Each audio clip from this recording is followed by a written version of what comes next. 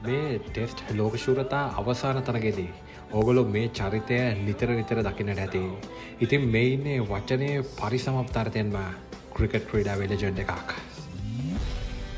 ඔහු නමින් Graham ක්‍රේග් Smith කියන ක්‍රිකට් ක්‍රීඩාවට බිහිවෙච්ච අති දක්ෂ ගණයේ ක්‍රීඩකයෙක්. ඒ වගේම සවුත් ඇෆ්‍රිකා ක්‍රිකට් කියන ඒ බ්‍රෑන්ඩ් නේම් එක ශක්තිමත් විදිහට ගොඩනගන්නට දායක වෙච්ච වචනේ පරිසමාප්තාර්ථයෙන්ම අසම සමනායකයෙක්.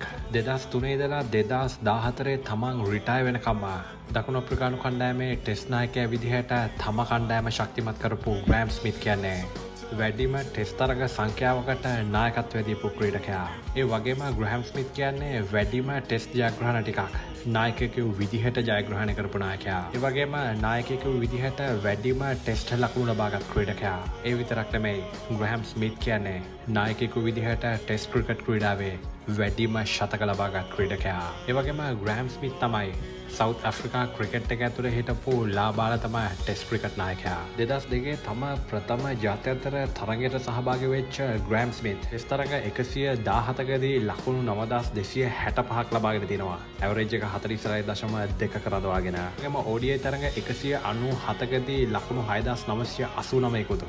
T20 තරග 33කදී ලකුණු 982කුත් මේ සුපිරි ක්‍රීඩකයා ජාත්‍යන්තර පිටියේ ලබාගෙන තියෙනවා. ඉතින් මේ ලබාගත් ලකුණු ලබාගත්තේ ස්වර්ණමය ක්‍රිකට් යුගයක හිටපු ලෙජෙන්ඩරි පන්දුවන්නන්ට එරෙහිවයි. ඒ කාලේ ප්‍රබල ඔස්ට්‍රේලියා කණ්ඩායමට එරෙහිව පැවැත්වෙච්ච ටෙස්ට් තරගයකට මම ඕගොල්ලන්ගේ මතකය අරගෙන ගියොත්. ඉතින් ඒ තරගයේදී මිචෙල් ජොන්සන් විදුලි වේගයෙන් දාපු පන්දුවක් ග්‍රැහැම් ස්මිත්ගේ අතේ වැදිලා ඔහුගේ අස්තියක් කැඩි යනවා. ඉතින් ඒ විදිහට එදා ඔසී කණ්ඩායමේ පන්දු යවන්න ඔහුව නැවත හරවා යවුවත් දකුණු අප්‍රිකානු කණ්ඩායමේ සියලු කඩුළු බිඳ වැටි ගිය පසු ඔහු කැඩිච්ච අතක් තියාගෙන දකුණු අප්‍රිකා කණ්ඩායම වෙනුවෙන් නැවතත් පිටියට පැමිණෙනවා. ඉතින් කැඩිච්ච අතක් තියාගෙන ඒ බෝලින් ලයින්අප් එකට මූණ දෙනවා කියන එක කරන්න බැරි වැඩක්.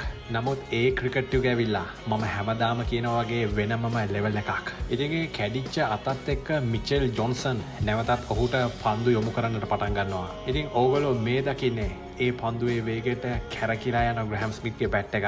නමුත් අවසානයේදී මිචෙල් ජොන්සන් සමත් වෙනවා ග්‍රැහැම් ස්මිත්ගේ කඩුල්ල මේ විදිහට ලබා ගන්නට. ඉතින් මේ තරග ඇවිල්ලා කවදාවත් අමතක නොවන තරග. ඒ වගේම ඕගොල්ලන්ට මතක ඇති හර්ෂල් ගිබ්ස් සහ ග්‍රැහැම් ස්මිත්ගේ සුසංයෝගය මොනතරම් ඒ කාලේ ක්‍රිකට් පිටිය ඇතුලේ බලවත්ද කියලා. ඉතින් මම හැමදාම කියනවා වගේ ක්‍රිකට් ලෝකයට මොනතරම් දක්ෂ ක්‍රීඩකයන් බිහි වුණත් මේ වගේ අසම සම ක්‍රීඩකයෝ ආයි ක්‍රිකට් ලෝකයට බිහි වෙන්නේ නැහැ.